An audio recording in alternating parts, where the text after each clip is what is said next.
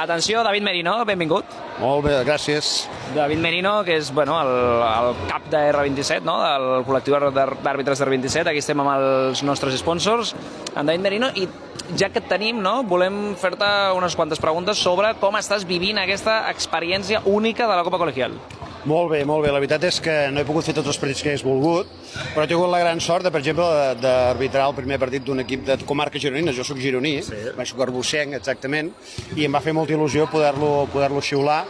I altres partits que, per exemple, a la repesca va ser espectacular. O sigui, el seguiment a Joviat, he tingut també la sort de xiular, i veritablement és un plaer immens i es viu un ambient de bàsquet brutal i per l'àrbitre és un gran gaudi poder fer aquesta feina aquí. Segur que és una de les teves competicions preferides, la Copa Col·legial. Sé que esteu pitant molts tornejos, sobretot de 3x3 també. I ara volia preguntar-te sobre la Peque Copa, no? Que és aquest dissabte a l'Escola Sant Gervasi Mollet, Sant Gervasi Cooperativa. Què esperes d'aquest dissabte, aquest esdeveniment de 7 hores de dissabte? L'hem fet ja alguns altres anys i sempre ha estat molt, molt bo. És un ambient de companyonia i d'esportivitat molt important.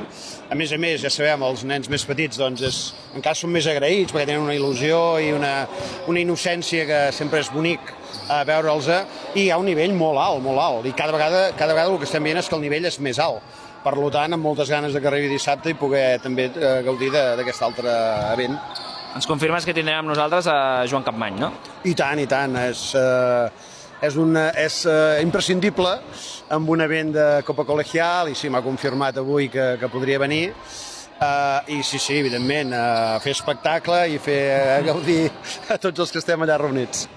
I ja per rematar-ho, com veus el futur de la Copa Col·legial? Com bé saps, estem mirant d'obrir diverses delegacions de l'any que ve, no podem dir noms exactament encara, però com veus aquest futur? Que il·lusionant, no? Esplendorós.